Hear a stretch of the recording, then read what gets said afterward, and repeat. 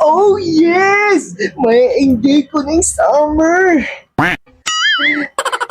Malayo sa trabaho, makakapag-relax na ako. Naku, ano nangyari? Help! We need doctor here, please! Kung sino man po yung doktor dyan, tulungan nyo naman po kami. Parang awan nyo na, tulungan nyo yung sugar daddy ko. Kung may doktor naman sana dyan, wag naman sana magtago. Kailan sila kailangan? Wala sila. Kailan sila kailangan? Wala Sayang talaga lang sila. yung mga buwis na binabayad natin sa kanila. Wala talaga sila.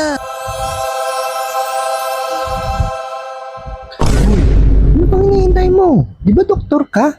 Tulungan mo na yun. Walang vacation ngayon at walang relax ngayon.